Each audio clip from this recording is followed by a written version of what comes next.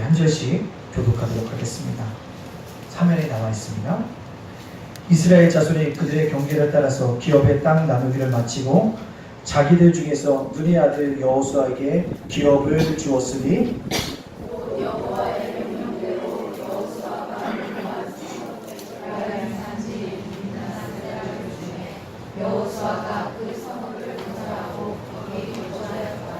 같이 읽겠습니다. 제사장 엘르아살과 눈의 아들 여호수아와 이스라엘 자손의 지파의 족장들이 실로에 있는 해만문 여호와 앞에서 제비 뽑아 나는 기업이 이러하니라. 이에 땅 나누는 일을 마쳤더라. 아멘.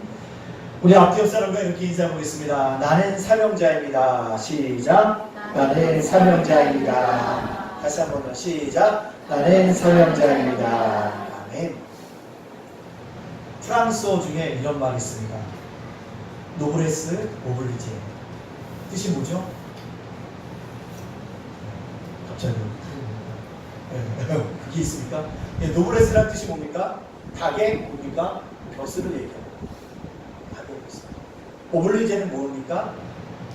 그 닭이 낳은 노란 자를 얘기합니다. 뜻이 무엇이냐면 이거예요. 닭은 벼슬을 자랑하는 것이 아니라 뭐라? 알을 낳는 데 집중하는 거죠. 그러니까 자기의 사명에 뭐야? 집중하며 살아가야 한다는 거죠. 그래서 요즘은 어떤 말을 쓰이고 있습니까? 신분이 높은 사람일수록 더 많은 도덕상에 뭐야? 책임과 의무를 가져야 한다라는 것을 이야기해주고 있다는 거죠. 그래서 스스로 노마 시대는 이렇게 스스로가 뭐요? 사명자로 생각하고 높은 지위에 있었던 사람들은 세금을 자발적으로 더 많이 냈습니다. 그것들을 통해서 많은 사람들이 뭐 했습니까?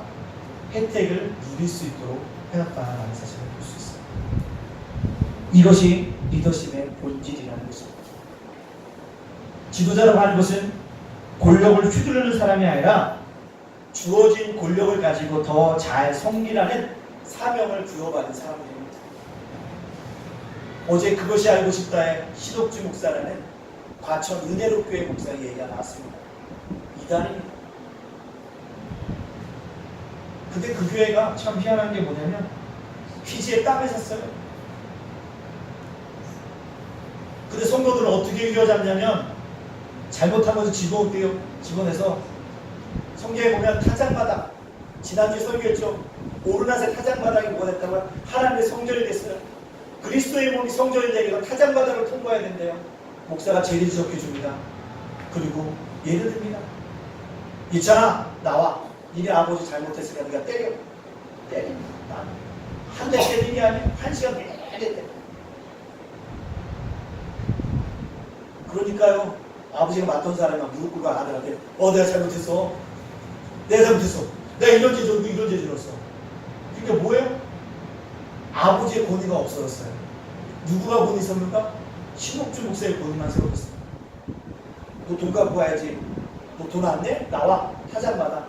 딸 나와. 딸을 또 때려. 그래서 뭐합니까? 재산 다 빼앗았어요. 피지에 땅 가서 샀습니다. 사랑 성도님들, 봤더니 영원한 천국을 이 땅에서 이룩하자고 해서 피지에도 땅을 샀는데 알고 보니까 교회당도 거기 짓지도 않고 조그마한 곳에 예배당을 있고 기업 활동을 하고 있는 거예요. 400명의 성도들 모여서 피지에 이주시켜서 재산 다 뺏고 여권 다 뺏고 하루 14시간씩 중노동을 시키고 있더라고요. 근데 그 신도들 나와서 이야기하는데요. 너무 좋다는 거예요. 이것이 천국이라는 거예요. 한 사람의 리더를 잘못 만남으로 말미암아 그들이 신앙이 무너졌어요. 여러분들 참다운 목사를 이 시대에 만나는 게 중요합니다. 그걸 보면서 우리 아들이 그래요. 아버지도 저렇게 한번 해봐. 우리 막내를 보니까 돈도 많잖아요. 막 57만 평을 샀대요. 피지라는 성에. 엄청난 땅을 샀어요.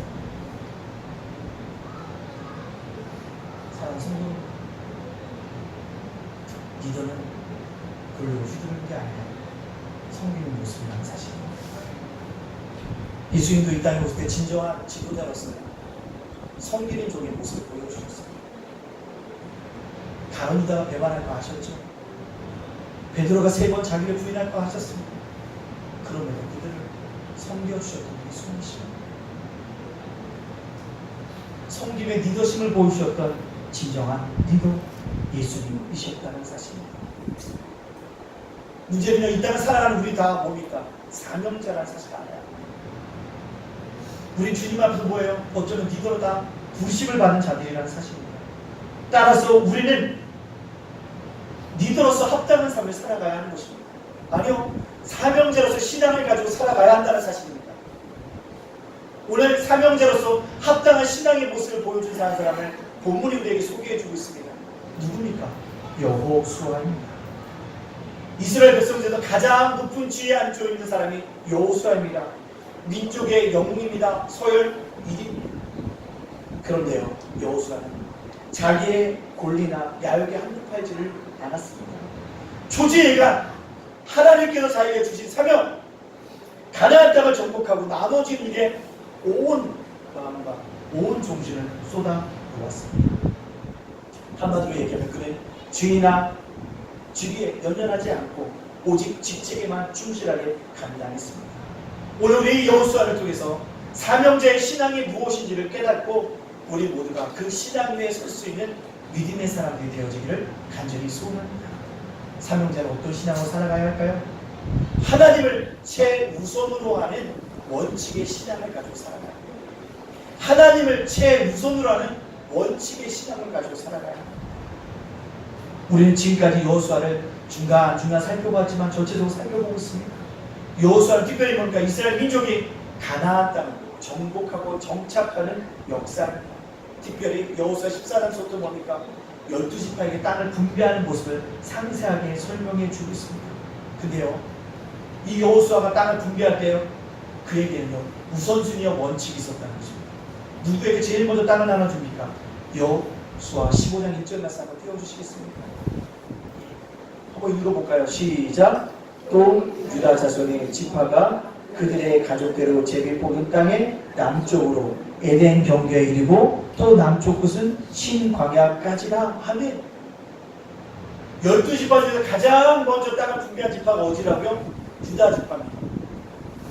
장자는 루벤이었는데 루벤이 아니라 누구부터? 유다 지파부터 주고 있다는 것입니다.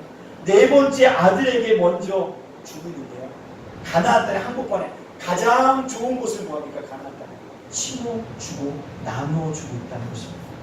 그가 이 일을 할 수 있었던 이유는 무엇입니까? 우선순위와 원칙이 있었기 때문이라는 것입니다. 그리고 좀 더 살펴보면 네 지파에게 사실 먼저 땅을 주고요, 유다 지파에게 주고, 유다 지파에게 땅을 먼저 분배한 것이 무엇입니까? 그를 두고 누가 나올 거예요? 메시아가 나올 것을 알았기 때문에, 하나님의 뜻에 우선순위를 뒀기 때문에 유다 지파에게 먼저 나누어주고 있다는 것입니다. 사랑하는 성도 여러분들, 사명제의 신앙이라고 한다는 것은 하나님께 최우선순위를 두는 우선순위와 뭐예요? 그런 마음들을 가지고는 원칙을 가지고 살아갈 때 하나님께서 그에게 뭡니다? 축복하여 주신다는 것입니다. 우리의 신앙을 몇 가지 생각해 보면요, 여러분도 시간의 우선순위를 정해야 합니다. 일주일의 첫날이 언제입니까? 주일입니다. 이 주일을 누구에게 드려야 됩니까? 하나님 앞에 예배 드리는데 최선을 다해 숭배하는 것입니다. 그게 드리는 것입니다. 물질의 우선순위와 원칙이 있어야 합니다. 뭡니까? 첫 번째 지출은 뭡니까? 11조 하나님 앞에 드리는 것입니다. 활동의 우선순위가 있습니다. 활동의 우선순위가 무엇입니까? 교회 봉사와 헌신을 사명으로 여기는 것입니다. 그래서 헌신이란 어떤 목사님이 이렇게 얘기합니다. 타임과 카드와 탤런트를 드리는 거다. 타임이 뭡니까? 시간이에요. 카드 뭡니까? 11조. 탤런트 뭡니까? 자신의 뭐예요? 달라트입니다. 제 일을 하나님께 바치고 사는 것, 그것이 헌신이라고 얘기하고 있다는 것입니다.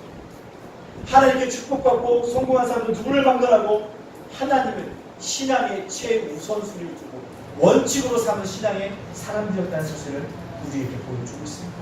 제가 부차 강조합니다. 구원은 주님의 은혜로 받습니다. 그러나 축복은요 뭘로 받는다고요? 여러분의 헌신으로 받는다는 사실.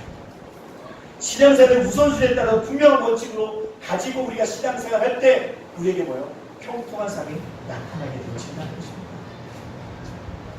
청교도 설교자로 유명했던 필립 브루스가 이런 얘기를 합니다. 뭐라고요? 하늘의 것을 먼저 추구하십시오. 그러면 당신은 하늘과 땅의 것을 얻을 것입니다. 반면에 땅의 것을 먼저 추구해 보십시오. 당신은 하늘의 것과 땅의 것 둘 다 잃을 것입니다. 라고 얘기합니다. 청교들의 시간의 원칙이 뭡니까? 언제나 천열매, 첫 시간, 첫 것을 줄이라고 가르쳤고 그대로 삶을 살아갔던 사람이 누굽니까? 청교도들이었다는 사실입니다. 사랑하는 성도님들, 우리는 하나님 앞에 분명한 우선순위와 원칙을 두고 살아가야 합니다. 우리 여호수아는 그렇게 살아갔다는 사실입니다. 이런 속담이 있습니다. 시계가 하나인 사람은 시간을 정확히 알지만 시계가 두 개인 사람은 결코 확실한 시간을 알지 못한다. 시계가 하나인 사람은 시간을 정확히 알지만 시계가 두 개인 사람은 결코 확실한 시간을 알지 못한다. 우리는 끊임없이 주력이 분산당하는 세상에 살고 있습니다. 우리의 주변에 시선을 꽂게 하는 것들이 너무나도 많아요. 그럴 때 분명한 우선순위와 원칙을 정한다. 사명자의 신앙은 하나님께 최우선 그것을 원칙으로 삼는 사가 되어져야 한다는 사실입니다. 따라서 우리가 뭡니까? 가장 먼저 내게 하나님을 만나는 것이고 하나님을 사랑하는 것이 삶의 우선순위로 생각해야 한다는 사실입니다. 이것이 우리가 보게 받는 원칙이라는 것입니다. 이것이 그리스도의 행복한 인생이라는 것입니다. 하나님을 만나지 않고는 견딜 수 없는 사람, 하나님을 하는 사람이 용암처럼 치솟는 열정의 사람, 이런 사람이 행복합니다. 하나님 관계를 잘 맺는 사람은요 인간관계에서 성공하게 되어집니다. 하나의 시계를 주시해야지. 두 개의 시계를 주시하면 우리는 이것도 저것도 인생이 되어질 수가 없어요.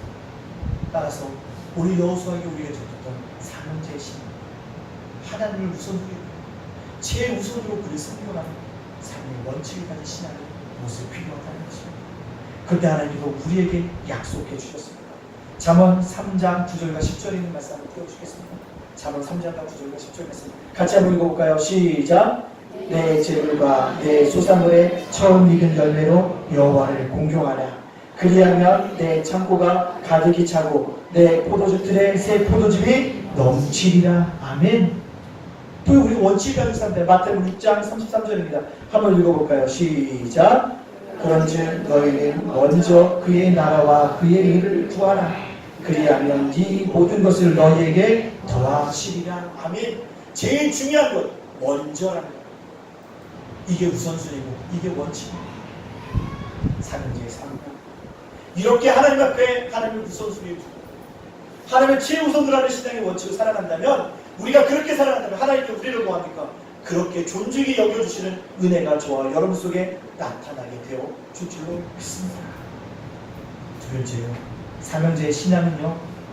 자기를 맨 뒤에 놓는 빈 마음의 신앙으로 살아간다. 뭘로 살아간다고요? 자기를 맨 뒤에 놓는 빈 마음. 마음을 비워야 하는 것입니다. 여호수아는 땅을 분배하는 과정 속에서요. 유다 지파에게 줬습니다. 그 다음에 자기가 가질 것 같은데 그러지 않아요. 모든 12지파를 분배한 후에 누가 분배받습니다. 여호수아가 분배받는다는 것입니다. 오늘 본문 말씀 49절에 있는 말씀 한번 띄워주시겠습니까? 49절입니다. 같이 한번 공독합니다. 시작.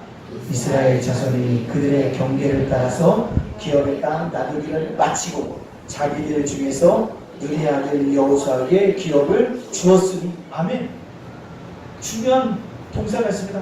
마치고 주었으니 12지파에게 땅을 분배하는 걸 마쳤다는 뜻입니다. 땅의 모든 것을 마감한 후에 주었어요. 누구에게? 여호수아에게 비로소 기업을 주었다는 뜻입니다. 자신 맨 후미에 드는 빈 마음의 지도자 누구였습니까? 여호수아였다는 사실을 보여주고 있습니다. 그건 누굽니까?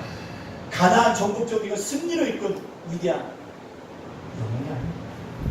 민족 구원의 공로자가 아닙니까? 가장 연장자가 아닙니까? 최고의 통치자가 아닙니까? 백성의 어른입니다. 민족의 지도자입니다. 근데 그는요 뭐요? 맨 뒷좌석을 자신을 놓았다는 것입니다. 모두에게 분배한다면, 갈렙에게도 분배한다면 자기는 맨 마지막에 가졌다는 사실입니다. 그래서 51절에 보면 깔끔하게 가나안 땅 분배의 작업을 마쳤다는 것을 볼 수가 있습니다. 사는 성도들, 모든 관계가요, 주님과의 관계도 시작도 좋았다고 한다면 끝이 뭐합니까? 더 좋아야 합니다. 끝이 좋아요. 더 좋아요. 이번 주 월요일날 어떤 분을 만났습니다. 목사님, 제가 카페를 개업했는데 꼭 오셔야 합니다. 제가 꼭 가야 되나요? 오셔야 합니다. 서울역 뒤편에 카페를 하셨는데 오라고 해서 제가 어떻게 했습니까? 시간을 내서 갔죠. 기쁜 마음으로 갔습니다. 카페에 딱 앉았습니다. 근데 그분이 밑도 없이 끝도 없이 위도 없이 단락도 없이 저에게 딱 한마디를 던집니다. 그 말이 뭘까요? 목사님! 예. 변화된 사람이 되시고 변질된 사람이 되면 안 됩니다. 라는 거예요. 목사님! 변화된 사람이 되고 변질된 사람이 되면 안 됩니다. 라고 얘기하는 거예요. 그 솔직하게 마음이 좀 많이 상했어요. 대충 앉자마자 목사님 안녕하세요. 잘 지내세요. 이런 얘기도 없이가 앉자마자 앉으니까 갑자기 목사님 어디에 변화된 사람이 돼가지고 변질된 사람이 되지 맙시다. 그분이 그 이야기하는 뜻은 제가 왜 그 얘기를 했는지 알고 있어요. 그런데도 기분 나빴지만 애써 웃음으로 넘겼습니다. 그분이 말하려고 하는 게 그거예요. 목사님 시작이 좋았다고 하면 굳이 더 좋아야 될 것 같아요. 누구를 두고 하는 말인지 알고 있는 겁니다. 사랑하는 성도들, 그게 저에게만 해당될까요? 아니요. 우리 모두에게 해당된다는 것입니다. 어제 그 신옥주 목사님 편을 보면서 참 마음이 아팠어요. 처음에는 보니까 능력도 나타났대요. 취미의 은혜도 나타났더라고요. 잘 사용하면 좋을 텐데 나쁘게 사용함으로 말미암아 온 성도들을 어떻게 악의 구렁텅이로 쳐넣었어요. 이단 상담가가 얘기합니다. 몇몇 사람들이 그것이 잘못된 것을 알고 있지만 자기의 꿈이 무너진 것을 인정하기가 싫어서 헛된 꿈을 계속 꾸어가면서 주워잡고 있는 안타까운 모습이다. 그게 이단의 종말이라고 얘기합니다. 이미 피지가 그들에 의해서 거기서 일하는 사람들은 거기가 천국이 아닌 걸 알고 있다는 거죠. 근데 현실을 돌보지 못한다. 왜요? 자기의 잘못을 인정하기 어려웠어요. 모든 재산을 다 팔았기 때문에 돌아올 수가 없는 거예요. 어쩔 수 없이 살아가는 현대판 노예들과 결국 지금이라는 사실입니다. 우리는 날마다 변화된 사람이 살아가야지 변질된 사람이 되면 안 됩니다. 저희 딸이 우유를 안 먹어요. 근데 항상 학교에서 우유를 받아갖고 와가지고요 몰래 숨겨둡니다. 근데 제가 방청소를 하다 보면 딸 그 보면 뭔가 썩은 냄새가 나는 것 같아요. 열어보면 뭐가 있습니까? 우유가 있어요. 우유가 양 통이 막 불어가지고요 그 조그만 데막 새기 시작해요. 근데 냄새가 나는 거예요. 우유처럼 변질되기 쉬운 게 우리 신앙의 모습이라는 사실. 그러기 위해서 뭐 해야 됩니까? 비워야 하는 것입니다. 날마다 내려놓는 훈련을 해야 합니다. 내려놓는. 저희 장인어른이 이번 주에 뇌출혈로 2번이나 쓰러지셨습니다. 그 2번이나 응급할 수술을 받으셨어요. 모래에 10원짜리 동전 말한 거를 구멍을 뚫어서 관에 삽입해서 뇌압을 낮추고 뇌수체를 빼내고 출혈된 걸 빼내는 수술을 하셨습니다. 저희 아내가 막 사소한 막 울어요. 어제도 밤에도 또 그런 일이 있었습니다. 그렇습니다. 우리가 아버지 생명 요청으로 관리를 못하고 뭐할 수 있는 게 아무것도 없잖아요. 이제는 아버님의 영혼을 위해서 우리가 뭐 해야 돼요? 기도할 시간. 그제가 3남매 다 돌고 너희들 이리 와. 할아버지 지금 수술한다고 하는데 우리 나같이 1분 이상 기도하자.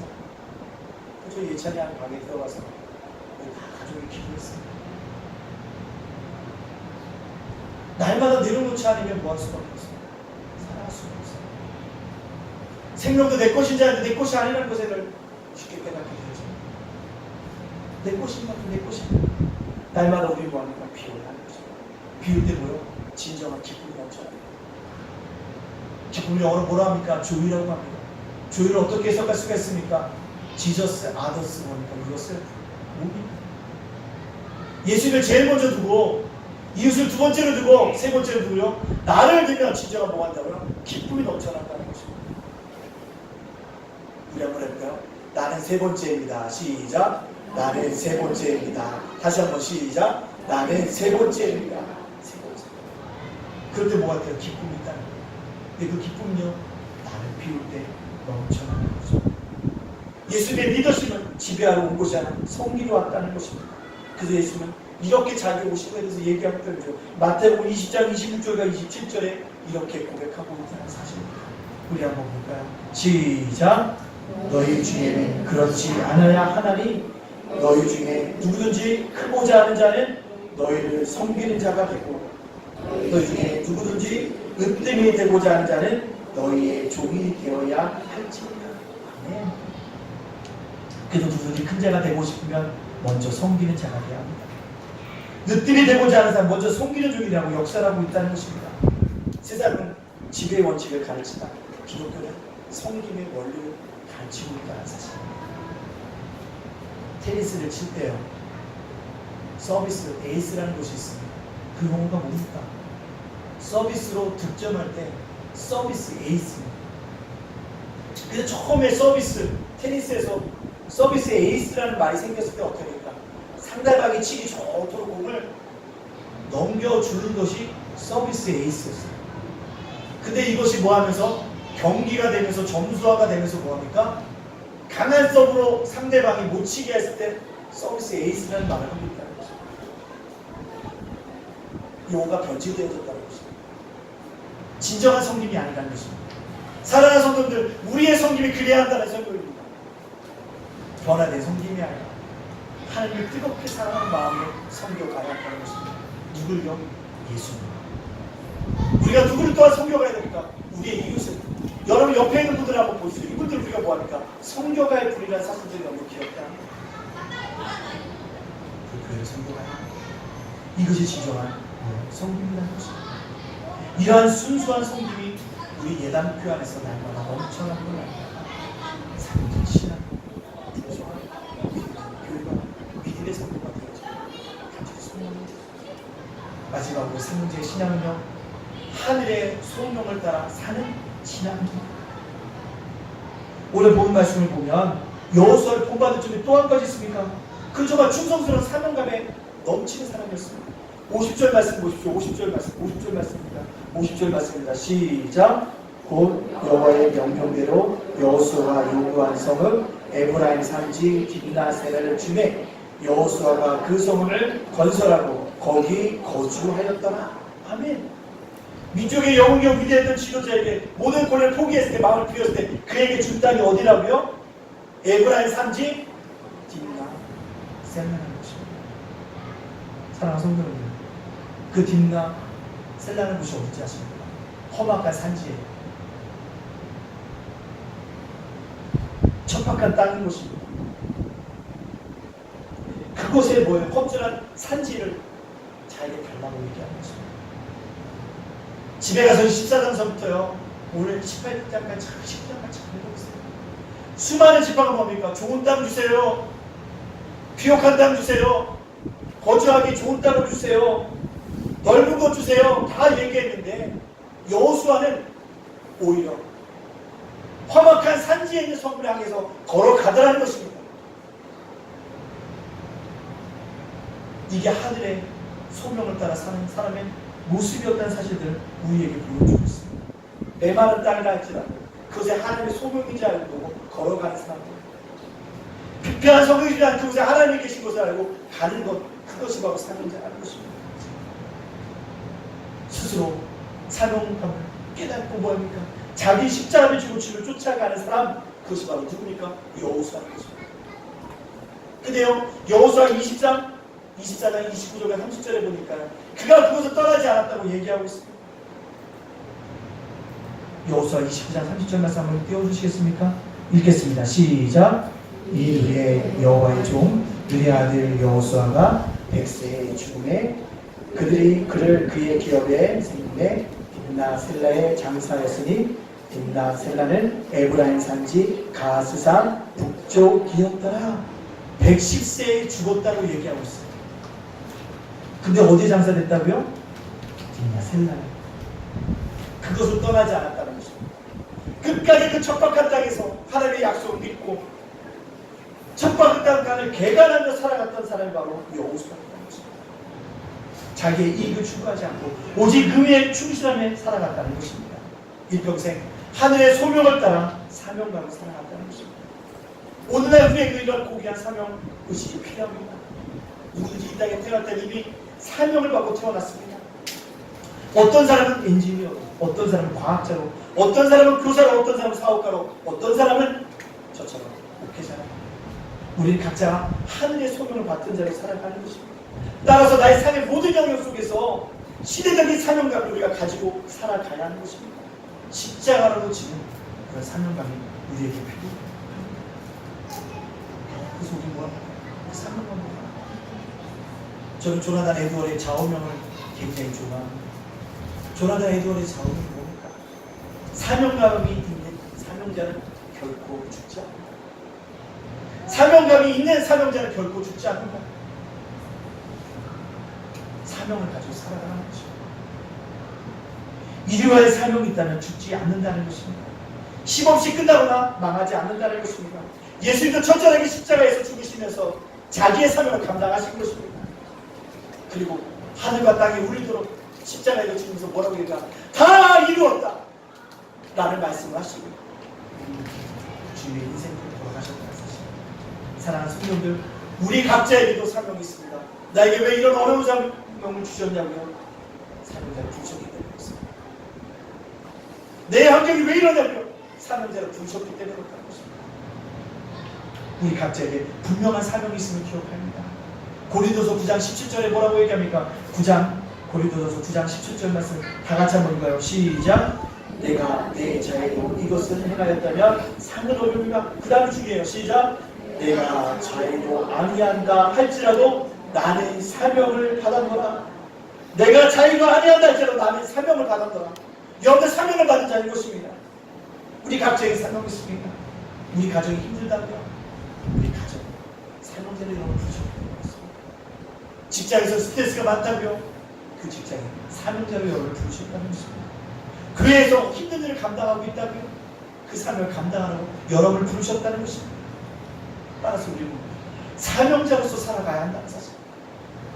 우리 각자에게 하나님의 부르심의 상이 있음을 기억하고 그것을 쫓아갈 수 있는 저 여러분 되어지기를 간절히 소원합니다. 말씀을 마치려고 합니다. 이 세상에 사람은 무엇으로 중심으로 사느냐에 따라서 네 종류의 사람이 있다고 합니다. 첫째는 이익을 중심으로 사는 사람이 있습니다. 둘째는요, 편리를 위해 중심으로 사는 사람이 있습니다. 셋째, 쾌락 중심으로 사는 사람이 있습니다. 넷째, 사명을 중심으로 사는 자들이 있다는 사실입니다. 우리 신앙인들은요, 사명을 중심으로 가지고 살아가는 사람입니다. 우리 신앙은 일평생 살면서 사명에서 벗어나지 않습니다. 하나님의 부르심에 그 상을 쫓아가는 것입니다. 그런데 우리는 마지막 순간에 하나님 앞에 섰을 때 착하고 충성된 종이라 무엇이었습니까? 인정받을 수 있습니다. 그때까지 내 호흡이 멈추는 날까지 나는 오늘도 뭐합니까? 멈추는 겁니다. 우리 인생이 내 인생의 사명을 다 이루는 승리가 되는 그날까지 오늘 우리는 사명자로서 하나님의 소명을 따라서 살아가야 하는 것입니다. 그러기 위해서 하나님을 최우선으로 하는 신앙의 원칙을 세워가십시오. 자기를 맨 뒤에 놓는 빈 마음의 신앙을 가지고 살아가십시오. 그리고 여러분 각자에게 하늘의 소망을 주신 그 사명을 안수하겠다라는 찬란한 승리자의 신앙들을 가지고 살아가는 것 아니라 사명자가 다시 한번 일어나서 어두워져가는 세상 속에 새벽별과 같이 광명한 빛같이 어둠 위기로 빛의 사명을 감당하시는 저와 여러분의 사명을 주시고 주님의 이름으로 축복합니다. 아멘. 기도하겠습니다. 오늘 주신 말씀을 기억하면서 주님, 우리 사명자입니다. 이 사명자의 신앙을 가지고 우리가 살아갈 수 있도록 나의 삶을 주장해 달라고 이 시간 우리 주 옆에 간절히 기도하며 담대히 나가도록 하겠습니다. 함께 기도합니다. 사랑과 내가 복수하시라네. 감사합니다. 그렇습니다. 우리는 사명자입니다. 하나님의 부르심을 받은 사명자입니다. 그의 사명을 받은 자로 우리가 앞당에 살아가는 믿음의 사람들, 믿음의 손 다 될 수 있도록 하나님 우리를 주장하시고 우리는 너의 주시는 귀한 역사에 일어나기를 원합니다. 힘들고 어려운 가운데 있을지라도 하나님 오늘 오직게 붙잡으시는 귀한 역사에 일어나고 하나님 우리를 구우시고 우리를 구해주시고 하나님 너의 역사에 일어나기를 원합니다. 하나님 지혜의 우선으로 하는 이 신앙의 원칙들을 가지고 살아갈 수 있는 신앙의 사람을 되어지게 알려주시고 아버지 자기를 매일매일 놓을 수 있는 아버지 빛바움에 신앙인들 다 되을 수 있도록 하나님을 붙드시고 우리는 너여주시는 귀한 역사들이 날마다 나타날 수 있도록 너여주는 귀한 역사에 기를 원합니다. 하나님의 소명을 따라 사명을 완수하는 찬란한 승리자가 되어 수 있도록 너여주는 귀한 역사입니다. 아버지 하나님 내 가정에 어려움을 주실 때 분명히 붙드실 수 있고 내 직장에 내가 힘든 일을 감당하고 있다면 그의 사명자라는 상명을 주고 내가 그 어려운 직장에 맞아 이 사명자를 부르시는 사명을 이 사명을 신실하게 감당하여 주는 말이야. 사명자가 다시 한번 일어나서 새벽발같이 어둠을 일어날 수 있는 귀한 믿음의 삶을 살아가는 우리 모두가 될 수 있도록 역사해 주시고 함께하여 주시오. 감사합니다. 예수님의 이름으로 축복합니다. 두 번째로 기도할 것이 있습니다. 여러분의 가정과 여러분의 개인의 기도 제목이 있으면 한 가지씩 내어놓고 하나님께 기도하기 원합니다. 하나님 이 기도 제목이 우리에게 필요합니다.